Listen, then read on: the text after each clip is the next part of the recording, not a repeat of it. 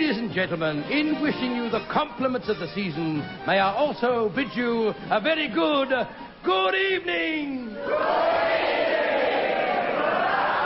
Well, here we are at the beginning of the festivities, and a brighter, beautifuler, boozier lot of boys and girls I never saw. But enough of this boisterous badinage. It's time for the party pieces.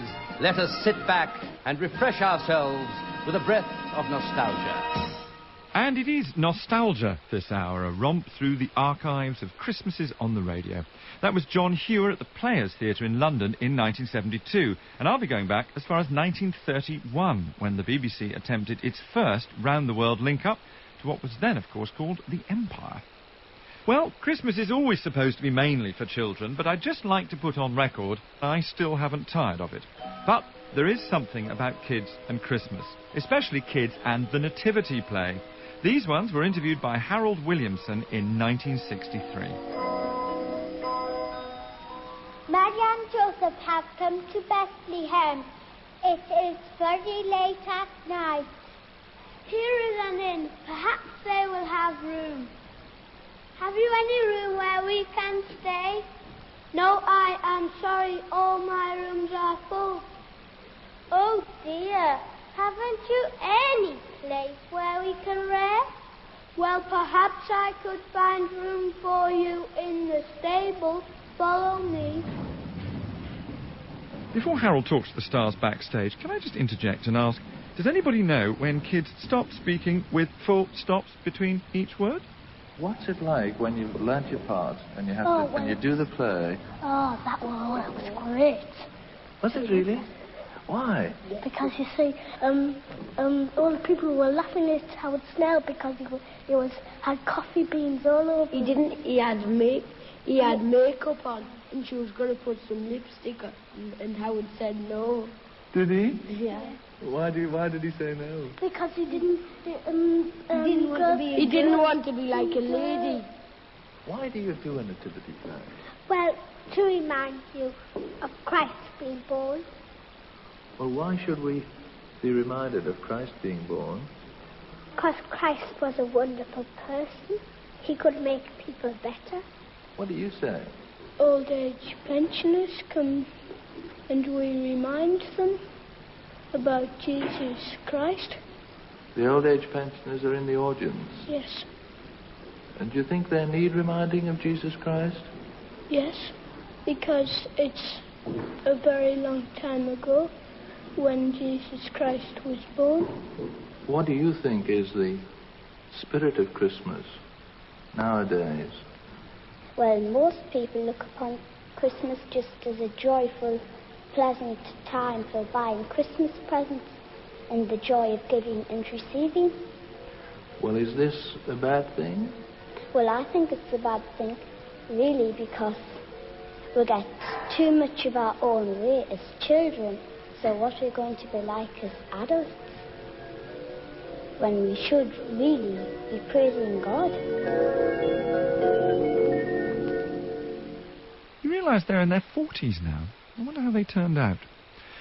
I don't want to begin on a down note, but listening to so many of these extracts, the contributors are often overcome by a certain ambivalence about Christmas, or rather about the way we celebrate Christmas. They're torn between the twin poles of God and Mammon, the spiritual and the material, between Jesus and the stocking.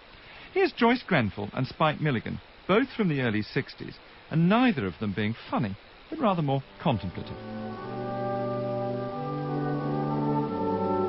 Today, with a list of jobs to be done as long as my arm, and too many people in too many places pushing, Christmas had lost its charm.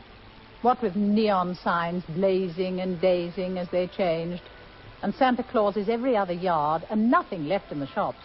No wrapping paper tags or scarlet string, not a thing left. Oh, I lost sight of Christmas.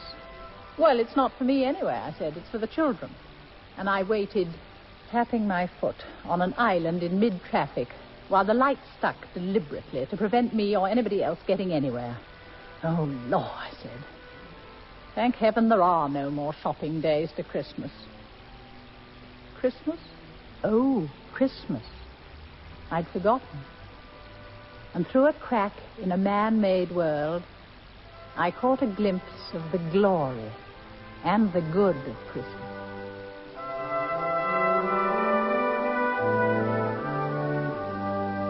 There's Spike Milligan, a recording of speech from nowhere. Spike Milligan speaking. And I've asked him to give a Christmas message to people.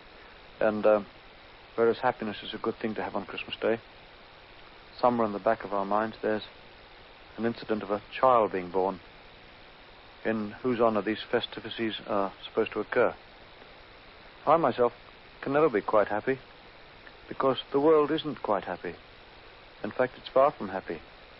The immediate problem, it appears, is one of starvation.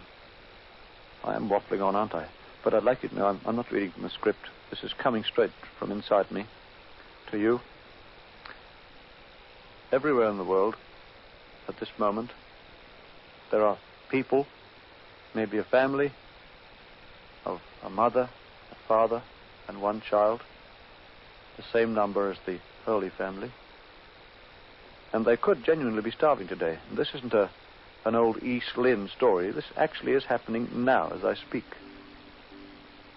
Supposing the whole Christian world had given up all its Christmas dinners, it would mean a very hungry Christmas Day, physically. But it would fill our spirits with a feeling of soaring up to truth. A Merry Christmas to you, mostly to your children, because this is the time for happiness. And thank you for listening. Well, now we've fed the soul, let's get on with the real business of Christmas. Starting with food. This is the great, lugubrious and large comic writer Basil Boothroyd on The Tonight programme, again in 1963. I like Christmas food. I particularly like chestnut stuffing in turkeys and plum puddings smothered with white sugar, which makes them very much better however sweet they are. And these are death to anybody who has to watch his weight as I do. However, I'm going flat out this Christmas, and I shall starve myself for 2 or 3 days afterwards. Here we are. What's this? Our Christmas dinner. You haven't cooked a thing. This is all in tins. Well, isn't everything these days? He's ruined everything, he has. And what about the chicken? I suppose you've ruined that as well. Is it done yet? I'll have a look. Almost. Eric and Ernie in 1977, when they were still on the radio, and before their TV show became the epitome of Christmas. They managed what so many programmes at Christmas fail to do. They made it seem so natural to adapt their show. Other programmes, especially news and current affairs, bend and stretch and contort themselves to sound seasonal, and rely often on sending hard-nosed reporters out to do extended versions of the "and finally signing off" stories. Like this one, where a news reporter was sent to talk to a turkey farmer called Eric Shaw in East Cleveland in 1975. When it comes round to about 20th of December, you start thinking about getting feathers off, because you've got to get feathers off before anybody can eat them. First thing you do, as soon as you stop reducing food on the turkeys, they start fighting. So you've got to cover all the windows up with essence sacks so that it reduces daylight. And then about 22nd of December, you start thinking, well, tomorrow we'll have to have them feathers off. And then you just discollate the necks and take the feathers off. How do you do it? Now, well, you've got a turkey here, right? This one down the front here, dearest. We'll pretend it's December 22nd. What are you going to do to it? Well, just get on his legs, take him down into bottom shed where we do our plucking, and hang it up by its legs and just dislocate its neck with a clean break. No messing about. It all happens in a second, and that turkey's practically ready for plucking. Mm-hmm. How long does it take you then to do each bird? I've never timed myself. But those 70, if we get gang here that we're expecting, that will be something like maybe 6 hours. We'll do them in an afternoon. It's all a lot of work for you to do just at the Christmas time when you ought to be easing off a bit. Oh, well, that's what wife and I don't agree about turkeys. We doing turkeys when we should be doing our last Christmas shopping and getting ready for Christmas. But, yeah, it's a way of life and you put up with it. All I ask is don't ruin the dinner, that's all I ask. I won't ruin anything. I've seen it done with Danny Craddock on television. Who? Danny Craddock. Fanny Craddock. Is he? They must have shut the oven door too quick then. And here is the turkey, slowly roasted in our star house foil, aluminium foil, with no basting whatever. There you have your first Elizabethan turkey. Ah, Fanny and Johnny, the Craddocks. And if the idea of an Elizabethan turkey with Fanny isn't frightening enough, here's the terrifying search for the great international Christmas pudding.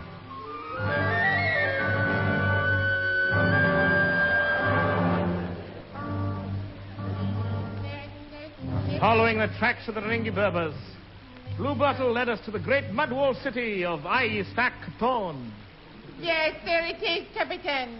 Oh! Run for your lives! Look! A savage portion of the pudding has escaped! As he spoke, the terrible pudding sprang into the deserted courtyard, its holly thrashing to and fro.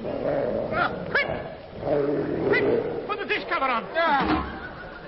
Well done, Ned. Unless you give that pudding an anti-hydrophobia injection, I promise you it won't live. Yes, Neddy. You will have to do it. All right. Lift the dish cover. Now! On you go. Well done, Moriarty. That pudding will be worth a fortune. Now we'll ditch Neddy. Wait. He's knocking. Lift up the cover. Thank you. Neddy, how's the pudding? Delicious. You swine, begone! The Goons stopped looping around years ago. And on the first Any Questions programme, which was in Christmas 1948, the panellists gave the definitive answer to the question... What is the expert's recipe for a happy Christmas? Freddie Griswood was in the chair. They're all scratching their heads. Mrs. Huxley, would you like to start off? Well, I don't think I've got a special recipe. I think the old one, plenty to eat, plenty to drink, and a little bit of company, but not too much. I like that, not too much, is it? Peter Scott. Oh, dear, oh, dear. I think Christmas is essentially a family time, and I think children are an essential part of a happy Christmas. I think there's nothing quite so exciting as a small child's delight in the first glimpse of the Christmas tree lit up. I think when they come into the room and their eyes open frightfully wide and all the candles are lit, it's a tremendous moment. I think that's essentially the most exciting moment of Christmas. Jack Longman. Well, I think we must hear something on the other side. The two questioners, two people who've talked so far have given the answer everybody expected and everybody wants to hear. But I sometimes wonder whether it may not be a little overrated. I rather should like to try a Christmas one time of going away entirely by myself, where I could escape from the horror of overeating and the noise of everybody and the noise of everybody else's children having a good time. And in order to be reminded of Christmas, I could listen to everybody else having a good time on the radio, or if I got tired of the radio, as I very frequently do, I could read all about it. I could read all about it in Dickens and not have to go through it myself. Ralph Whiteman. A large teaspoonful of bicarbonate of soda.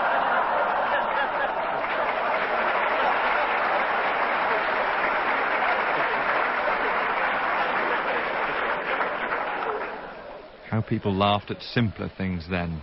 But it all seems to come back to children, as Peter Scott said, whether you're talking about the nativity, the tree, or in this case, presents. I think the spirit of Christmas is giving presents, because if you see someone happy and you've given them a present, it makes you feel happy yourself. Up to now, a lot of money has been spent and Christmas has been celebrated over and over again, and the celebrations have been taking place as usual. But this year, I think less money has been spent, and I think Christmas is gradually fading out. My mother and father spent so much money on me, and I feel ever so guilty after Christmas if I couldn't have afforded with my pocket money to buy them presents. I don't think it's worth the bother them bothering with me. Another of those sweet kids from the northeast in 1963. But for my money, Bernard Levin had the right idea on the Tonight programme in the same year. People I give presents to at Christmas time never seem to understand, I'm glad to say, but I do it for a fish motive. The motive is not that it is more blessed to give than to receive, quite simply that spending money gives me pleasure. Not with this Santa at Wooden. He sounds most unsure of himself. The place, the grotto in Selfridges, and the date, 1958. First, a docile little 6-year-old, then followed by an 11-year-old girl and a Paxman-like interrogation. How old are you, dear? 6. What is your name? Fanny. I got something special for you, Tony. Did you want something special from us this Christmas? Yes. Tell me what it is, then. Space set. Big space set? Yes. Leave it to me and I'll bring it down the chimney. Don't say a word to anybody. It's a secret between you and me. And don't say a word. And I'm bringing it down specially. And watch out for me and the 2 reindeer. Yes. And don't eat all the mince pie this year. You ate it all last year. See you Christmas time. Then off you go then, Tony. Goodbye. Hello, dear. How are you? I'm all right, thank you. Tell me, are you really Father Christmas? Yes, dear. Well, how'd you get down the chimney past they're so small? Ah, well, that's a secret, dear. I mustn't tell you that. Do you really come from the North Pole? I certainly do, yes. You keep all your promises to people. Yes. Well, I asked you for a doll last year and you never brought it Ah, well, for there me. must have been a mistake then, dear. How old are you? I'm 11. And what is your name? Lynn, Now, and what would you like this year, dear? I want a dog this year. All right, leave it to me, dear. I'll bring it down the chimney and put your biggest stocking out, and don't say a word to anyone. It's a secret. It's a secret between you and me, and don't you dare go to sleep till I come. All right. See you all Christmas right. time. All right, All right. Happy Christmas then, dear, and I shan't forget this year. I wonder if she ever got it. Insincerity of that kind only ever exists in 2 other places, politics and show business. Here's Ronnie Corbett and Scylla doing the slushy showbiz bit, but then followed by the complete opposite. Some pretty blunt speaking from a bunch of young women in 1969 about how much they're going to spend on their boyfriends. I'll tell you what I got if you tell me what you got. Okay. The scent I got from David Frost was super, as was the fez I got from Tommy Cooper. From Tarbuck and his mates, I got a box of dates. A picture of the Pope came signed from both of us, Jess Yates.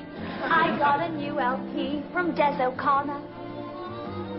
The hat from Hattie Jakes looked better on her. From Ronnie Barker, lots of Christmas pudding I got, with which she told me what I could do. I got a lot of things for Christmas, but all I really wanted was you. How much money are you going to spend on your boyfriend's Christmas present? Well, I've spent £3 already.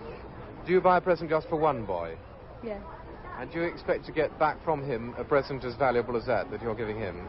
Oh, no. It doesn't matter, does it? Now, a lot of people are saying that girls tend to give boys much more expensive presents than they get back. Would you agree with that? Yes, definitely. You don't expect to get a £15 present back from your boyfriend? No, not really. How much are you going to spend? Well, I don't know. I've got 3. 3 boyfriends. Will you be buying some presents, though? Oh, yeah. Small ones, about £1 each. What about you? How much will you be spending? Well, I'm only going to buy one present for the boy that I go spend away every weekend with. I'll spend about £2.10, but I shan't buy for the others. Well, I've been told he wants a pair of shoes, so I haven't really much choice. Obviously about £6 or £7. What's he going to give you, do you know? With a bit of luck, a ring. Excuse me. Yes, sir? I wonder if I could, change the Christmas present my wife gave me. I should think so, sir. What was it you didn't want? It's a 2-tone Lamborghini with automatic gears, power-assisted steering, 8-track stereo, and the new fail-safe braking system. I see, sir. And what did you have in mind to replace it with? You don't have a, pair of grey socks, do you? A sketch from the long-forgotten but wittily titled show, Not Now I'm Listening, and one of the actors is Clive Merrison.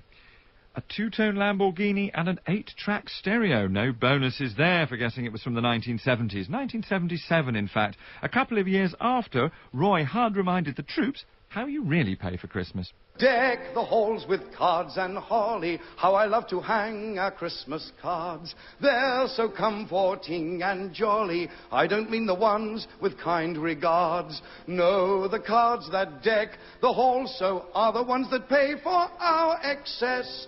Access Barclay card and also Diners and American Express.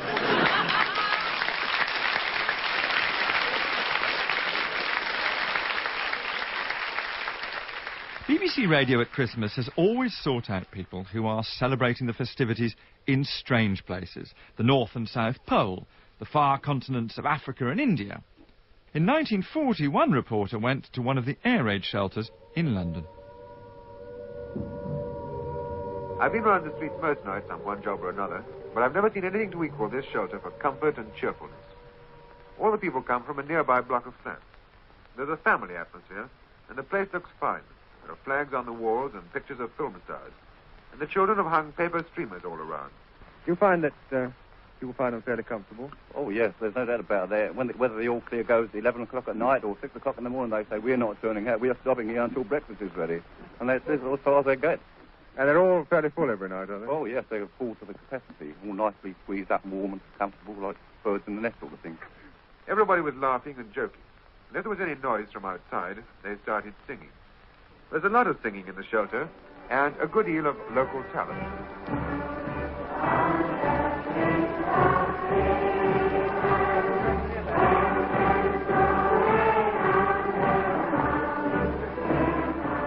When I was talking to them, the all clear sounded. But they all agreed that they weren't moving. They had comfortable beds waiting for them, and they meant to make full use of them until it was time for work in the morning. They slept through the bombs and the barrage. In fact, they themselves say they take no notice.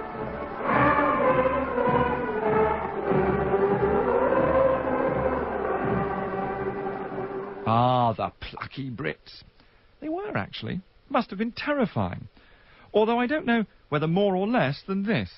It's all very well covering the Christmas tree in fake snow, building snow persons in the garden, we do men and women in my house, sending cards with pictures of ice to skate on and people in mufflers.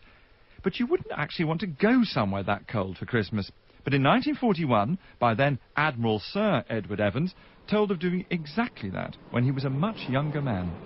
My most memorable Christmas was spent far away in the uttermost south, 30 years ago, when as a young lieutenant I accompanied Captain Scott on his last Antarctic expedition. We were 10,000 feet above the frozen sea on that bleak and inhospitable plateau which surrounds the South Pole.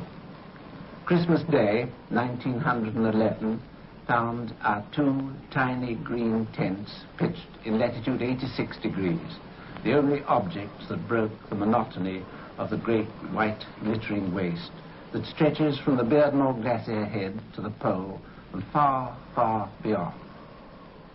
Once again the cooker boiled, and for that night we had a really good square meal and our Christmas dinner. We had more than enough of everything. Pemmican with pieces of pony meat in it, a chocolate and biscuit ragout, and finally our Christmas surprise. For Bowers, the stores officer, suddenly produced two little round Christmas puddings wrapped up in an old pair of socks. That was a great Christmas, and those were great days. Yes, we were a lot of ragamuffins, but a very happy lot. Foolhardy and brave. I guess there's no distinction, really. And the same with this lot, over 40 years after Scott. Hello, Shackleton. Hello, Shackleton. How did you get on? We had a wonderful time on board Magadan. How did you manage in Shackleton? We have the room decorated out here, and we had all the fairy lights on. Also, we spent quite a time during the day listening to the BBC broadcast. Over. Did you receive those broadcasts fairly well? Over. Yes, we received the broadcast very well in the morning, and again at the repeat, which came through a lot better in the evening. Over. Well, I guess if you're stuck on the South Pole, then all you've got left is to listen to the repeat of the morning's programme on the evening of the same day. And with no papers to read, you wouldn't have spotted this BBC announcement in 1931.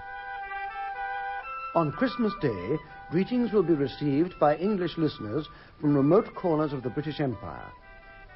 If the BBC is able to overcome technical difficulties, we shall be plugged into the Liner Majestic in mid-Atlantic, to Niagara Falls, to Gibraltar, Cape Town and Sydney, where it will be Boxing Day and high summer, to Vancouver, Montreal and Dublin. The programme will be called Half the World Away. Half the World Away ran into a walloping technical hitch, one of the biggest technical hitches of all times. The elaborate plans were premature. The new Empire circuits, as they called them, the copper wire and wet string or whatever it was they used, didn't work, and the programme was cancelled at the last minute, and that's where I came in.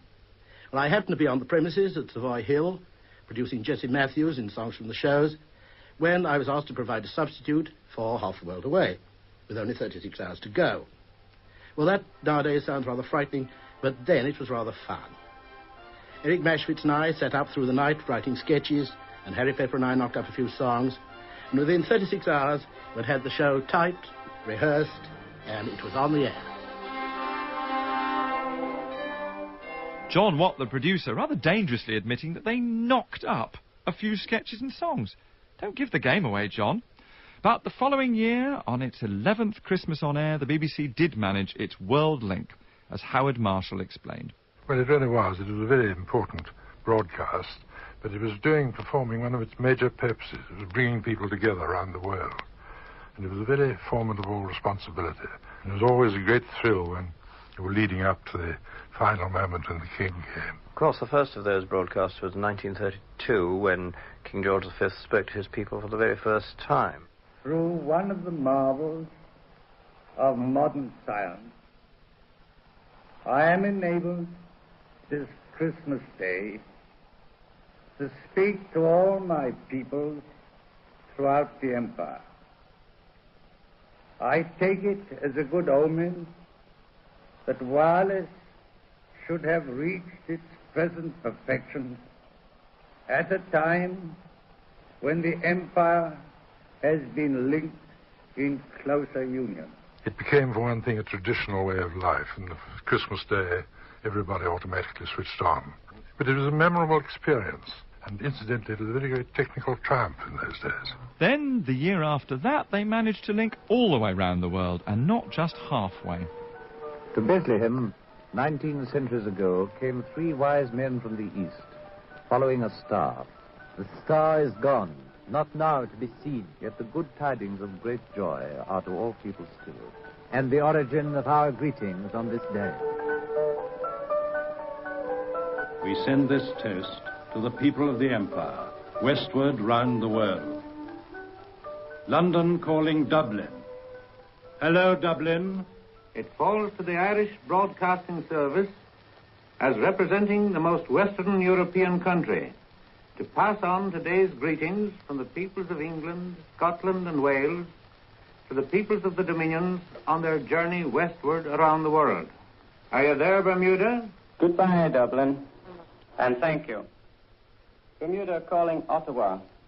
We are proud to take our part as representative of the colonies in today's chain of Christmas Day greetings and the Empire's tribute to His Majesty the King. Goodbye, Ottawa. Goodbye, Bermuda, and thank you. Ottawa calling Wellington. Christmas greetings to the people of New Zealand from the people of Canada. For the second Christmas in succession, the peoples of the British Empire join voices over the 7 seas and the 5 continents, from the snows of the North American winter to the sun of the Antipodean summer. Christmas greetings to the people of Sydney and to all the Commonwealth of Australia from the people of New Zealand. It is now nearly 3 o'clock on the morning of Boxing Day. Goodbye, Sydney. Goodbye, Wellington. Sydney calling Bombay. Hello, Bombay. 6.5 million Australians scattered throughout a continent gladly proclaim loyal greetings to this imperial Christmas festival. Goodbye, Sydney. Bombay calling Cape Town. Hello, Cape Town. Cape Town calling London. Hello, London. here we are, 17 days away from you by ship and 10 by airliner. As we speak to you across the 6,000 miles that divide us, as the last link in the chain of greetings that have encircled the earth within the last few minutes, the sun is shining. Goodbye, London. Goodbye, Cape Town, and thank you. You have just heard Christmas greetings and loyal messages exchanged between the peoples of the Empire. Now, at 3:01 in London, on this Christmas afternoon, the chain is completed. That Round the World program was always the most exciting job of the year for me. It never failed to inspire me. And what better revelation of the true magic of radio? Those timeless sweeps across the 7 seas and over the mighty continents. Fantastic distances annihilated by the mere flick of a switch. The magic of radio indeed. His most exciting job? Surely not. 39 Steps was the most riveting of his roles because that was Robert Donat, who hosted many of the world roundups. But the BBC didn't stop at the Globe. In 1973, they did a radio link-up with Skylab, the United States' first space station, launched on a Saturn V rocket in May of that year, and at Christmas they received this message from Gerald Carr, one of the astronauts. The tenuousness of our existence is emphasized by the need for man to get into harmony with his environment and with his fellow man. Among Christians, the Christmas season serves to heighten our awareness of others and the brotherhood of man. And whether we're Christians, or Jews, or Mohammedans, or Buddhists, or Confucianists, or atheists, I think we all agree that one of man's principal goals for the future should be to learn to live in peace and harmony with one another. So to that end, I wish for all the world a most fruitful and peaceful day. And the BBC tested the harmonious instincts of its audience in 1980 when they broadcast from a prison, Strangeways in Manchester. And notice the extreme caution in the talk of saints and sinners.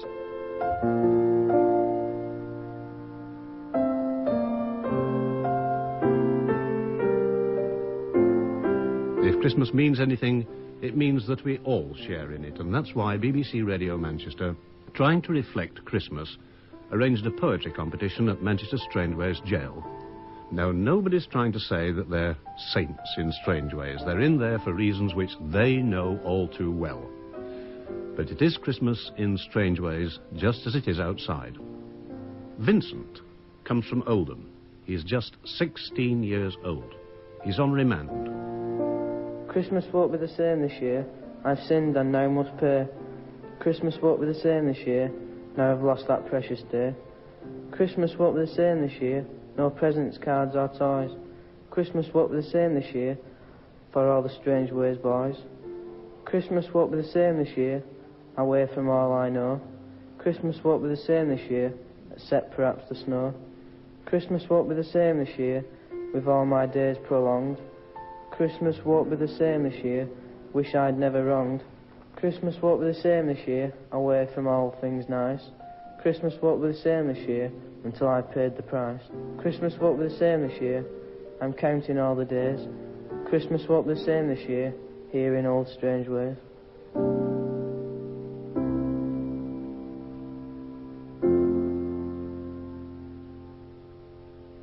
I wonder if Vincent ever went straight. Do hope so.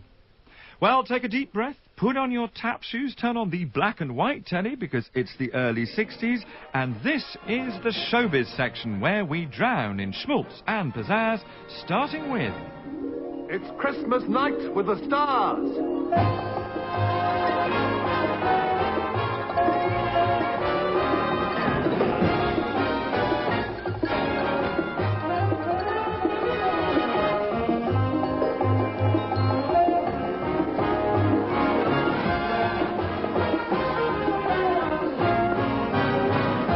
Your Master of Ceremonies, Jack Warner. Good evening. And if I'm not too late, Merry Christmas. And that comes not only just from me, but from everybody here in the studio, plus a whole host of old friends who'll be dropping in on you tonight. Friends you've been seeing throughout the year in BBC Light Entertainment. And by this time, on Christmas night, of course, if you've eaten a little too much, or if you're feeling just plain exhausted, you may be starting to doze off. And so, it is to you, first of all, that we say... Wake, you wake!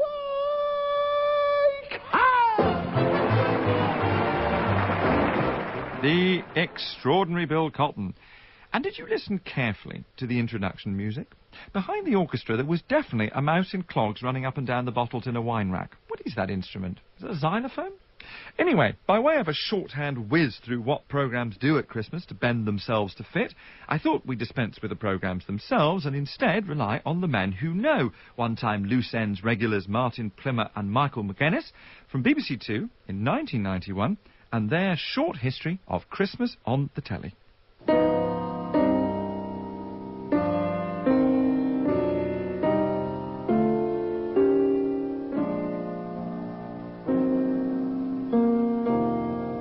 In the bleak midwinter of war-blitzed Britain, life was dead, dull. Then God gave us television, and TV reinvented Christmas according to the Lord's mighty schedule, turning it round from a low-budget production to a lavish, small-screen, feast, inglorious grey-o-vision. Nobody dared turn off the set because it took days to warm the valves up, and you'd be blacked out till the new year, and the crowd would get tiddly-poo on your VP wine and start slashing the seat, yelling, "We want the black and white minstrels!" What era is this? Hello. Hello. Hello. Blue Peter. In the 60s. Hang on a sec, I'm just doing a rather an important job here. Because there are only 4 Blue Peters before Christmas Day. So, on Blue Peter, we light our Advent crown on our 4 programmes before Christmas. Well, now we've lit the 4th candle on our Advent crown and got all our Christmas decorations and cards up in the studio. Well, we're all feeling really Christmassy. Yes, it won't be long now. So we'll see you again on Thursday. Bye-bye. Bye-bye.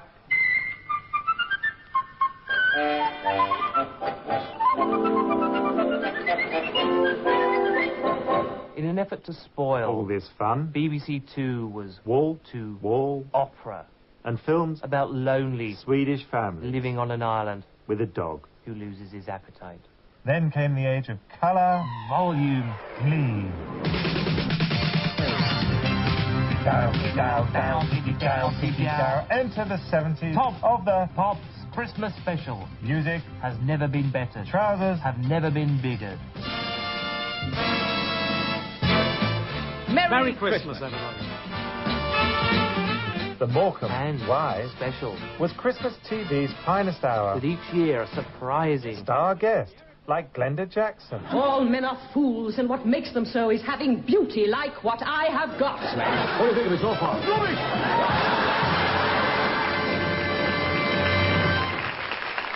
It was all too exhausting. Something had to give. And it was the fun. In the 80s, Christmas was handed over lock, stock, and lime barrel to Noel Edmonds, who was chosen for his name. Excuse me. Yes? You clean cars round here? Yes. Would you be good enough to clean my truck for me?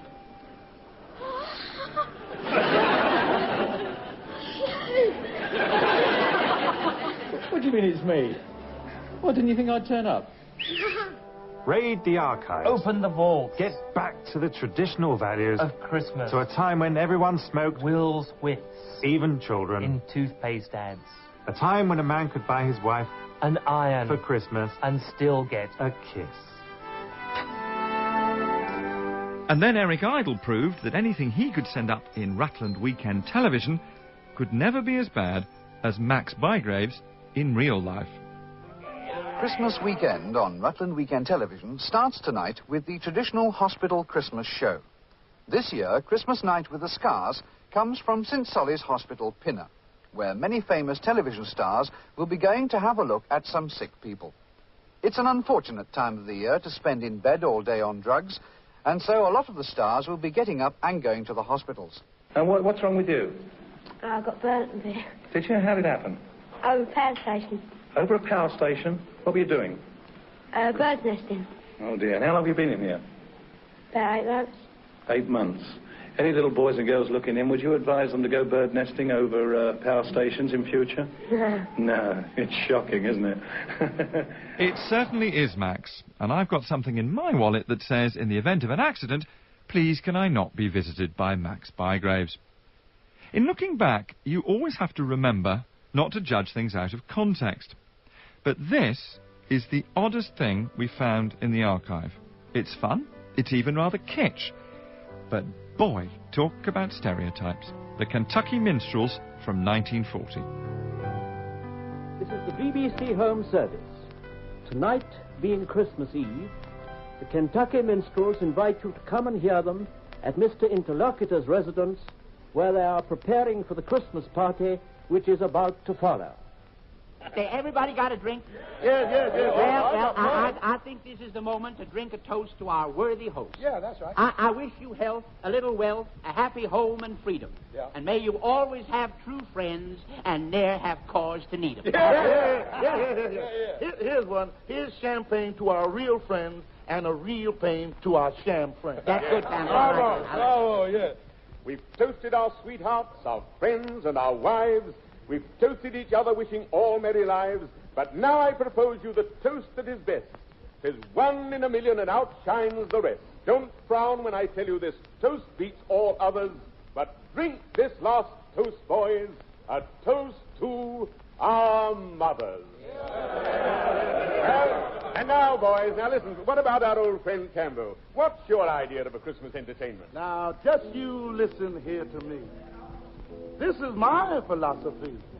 To see me through the day, to scare my cares away. All us children got rhythm, all us children got swing. Maybe ain't got money, maybe ain't got shoes. All us children got rhythm for to push away the blues, yeah. Well, all right then. It's all about it.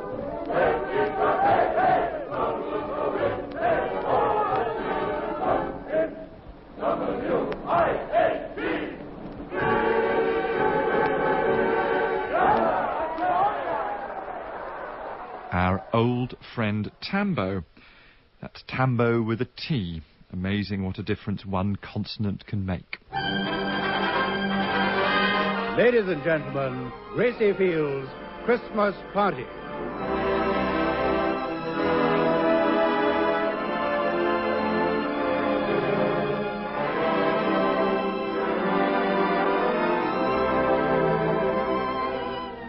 With Gracie are her mother and father, the children from her orphanage, the George Mitchell Choir, Jimmy Bailey, and Billy Tennant and his orchestra.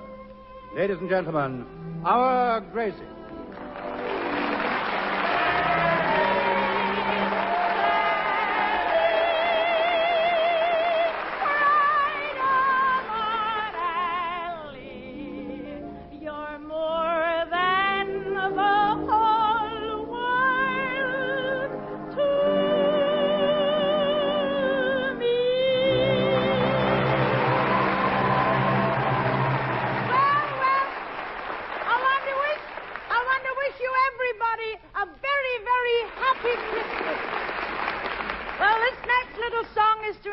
This little lady who was my mother, everybody knows that.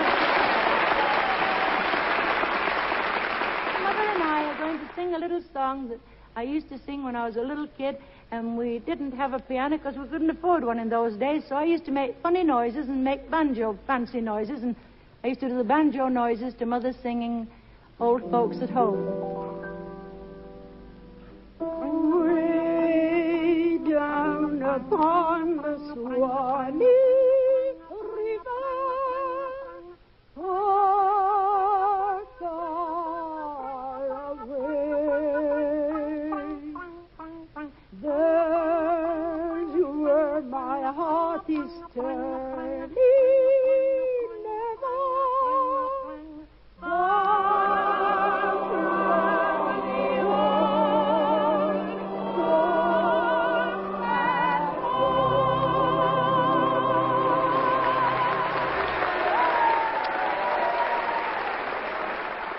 I don't know why, but Gracie always makes me want to cry, and I'm not being sarcastic. But with those last two clips, you know, that incidentally are separated by 10 years, I'm not sure which one is the odder. Old Tambo from Kentucky with his All Us Chillin' Got Rhythm, or Gracie's mum singing a minstrel song. Anyway, I promised you kitsch, and this really is kitsch, just because they are, teeth and all. Hello there, we're the Osmonds and want to welcome all of our BBC Radio 1 listeners to our own Christmas Day Radio 1 show. We're having a party! We're having a great time in our studio downstairs in our home here in Provo, Utah. You'll hear all the family in this show, and I'll act sort of like the DJ, and hope that you all get a chance to know us each a little bit better. First of all, let's introduce ourselves, and we'll start with the oldest Osmond. Hello there, I'm Father George. And this is Mother Olive. Alan, Wayne, Merrill, Jay, Donnie, Marie, and Jimmy. And now, Jimmy, why don't you tell us what you really love about Christmas? Well, I like the excitement. The excitement? Boy, I was so excited last night to open my presents today, and I'm really happy. Is that right? Yeah, I wish it could be Christmas every day. Merry Christmas! You know, I'm sure if you melt down little Jimmy, you could make a saccharine-based sauce for your Christmas pudding. A year after the Osmonds, Bing was wheeled out to do his family show for the BBC, broadcast from his home with his children. I'm dreaming of a white Christmas, just like the ones I used to know. Of course, in these rather commercialized modern times, the traditional meanings of Christmas are often clouded, and well, there are many who feel that the mass sending of Christmas cards and the giving of expensive presents and the proliferation of colorful decorations, they feel that's all a far step from the true religious meaning of this day. But strangely, all these customs have a strong religious base. As Mary Frances will tell us, even the popular greeting, Merry Christmas, by which I'm sure you've been hailed many times already, has an original meaning that might have escaped us. When people shouted Merry Christmas centuries ago, they didn't intend the word merry to mean joyful, hilarious, or gay as it does today. In those days, merry meant blessed, peaceful, or pleasant, and expressed feelings of spiritual joy rather than earthly happiness. I wish you a Merry Christmas. I wish you a Merry Christmas. I wish you a Merry Christmas and a Happy New Year. The great celebrated feast of Christmas, as we know it today, was really founded by the ancient religious pioneers and the missionaries who introduced it through the pagan tribes of Europe. I think we'll get young Nathaniel here to step in and play historian. It may surprise you to know that today wasn't universally accepted as Christmas Day until the 4th century. It was brought to Britain by St. Augustine of Canterbury in 604 and to Ireland by St. Patrick. And from there it gradually spread to the main continent of Europe, so that by the year 1100 all the nations of Europe celebrated Christmas on December the 25th. We wish you a Merry Christmas. We wish you a Merry Christmas. We wish you a Merry Christmas and a Happy New Year. Actually, you could pour that voice over your pudding too. Just make a different sauce. And there we are. You heard it from young Crosby first. It took only 500 years to get everybody to celebrate Christmas on the same day. An early example of EU harmonisation. But perhaps the greatest thing that radio has managed to do over the years has been the real bringing together of people. People separated for whatever reason and over whatever distances. In 1963, the BBC told the story of the Berlin Wall, where inhumanity, symbolised merely by bricks, allowed ideology to divide the indivisible, the love of one human being for another. 35 years ago, thousands of Berliners queued in the cold for a pass. Roughly 800,000 people in West Berlin have relatives to the east. Through this wall is divided 1,200 couples. And that's why so many people, thousands and thousands of people are waiting in this cold for 24 hours to get that damn permit to go over there. I've waited here 3.5 days in this cold weather from the morning at 7 o'clock to the evening at 5 or 6. And now I have got a paper to go to East Berlin. I'm 77. I have a sister, he's 75. She lives in East Berlin. I was staying 10 hours, first time. I have a father, 70 years old. I saw him last at Whitson, 1961. And since that time, we could only write. And there are certain things you can't write. You must say it to your father or to mother or to your family, you see. You have the wish to see them, to do good things to them, and you aren't allowed to because of this bloody, bloody war. The border was sealed again on January the 5th. And while the people of Berlin were separated by what we now know was a phony war, many in Britain in 1942 were apart because of a real one. Hello, BBC. This is Godfrey Talbot talking in the desert in Tripolitania with the 8th Army on the afternoon of Christmas Day. I'm standing here at the side of a track, just in the middle of miles of desert, in a little stony wadi. The noise you can probably hear in the background comes from a radio set. And a little group of men here are listening to the special Christmas afternoon program from London. This morning we stopped for a minute also with a unit, and there was held a Christmas morning service. There in the hot sun, on the sand, we sat and we stood and we sang one or two Christmas hymns and a carol or two. And all the time ready for action. Just a small, very strange but memorable Christmas service in the middle of North Africa. All the time ready for service. 6 words with such an extraordinary chill to them. After the war, there were millions of refugees homeless across Europe and living in temporary camps for displaced persons, DPs as they were known. Lawrence Gillian produced the big BBC Christmas Day special for 25 years. I think perhaps the most dramatic moment for us was Christmas 1951. Certainly it was the most moving. Nearly 6 years after the war, and there was still a tragic refugee problem. These, surely, were people we should remember at Christmas time. So that Christmas, the BBC sent Wilfred Thomas to a displaced persons camp in Germany. And there he found a woman from the Ukraine whose 2 sons had been parted from her and sent to a new home in America. And so I asked Stanley Maxted to go to America and find those 2 boys. The idea was that they and their mother should be reunited through our program. It was called The Gifts of Christmas.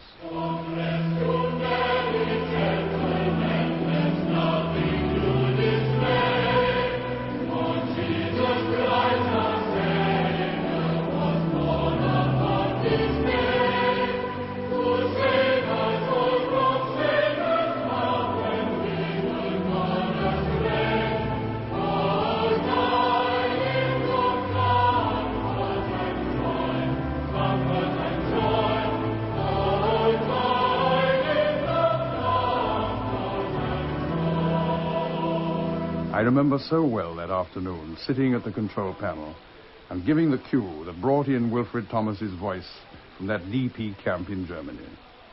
Well, I'm in this DP hospital now by the bedside of Mrs. Haratina Boyko, a Ukrainian peasant woman of 42 with a sweet face, gentle blue eyes, graying hair parted in the center. She and her husband and 2 small sons fled before the Russian army in 43 into Germany. The husband was put to forced labor in a sawmill. Mrs. Boyko worked as a cleaner. They lived in a camp. The husband sickened and died. After the liberation, an American mission offered to take the children to the States, but she was too ill to be accepted. Now, those boys are all she has in the world. But she made the gallant decision. She gave her children the gift of a new life in a new land.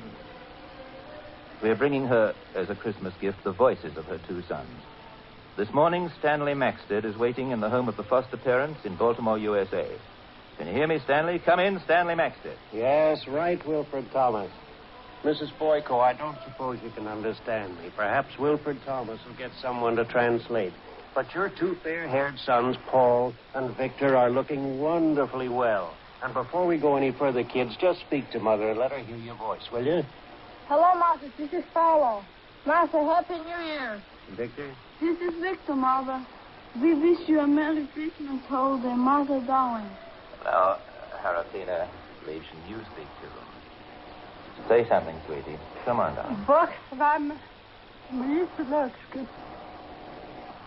Яка счастлива, що я коло вас. Мені здається, що я на першому році я буду в місті з вами. God bless you, my son. I am so happy to hear you. I hope to be next Christmas with you, my darling. And you'll be glad to know that she was. She got a visa before New Year's Eve that year and was reunited with her children.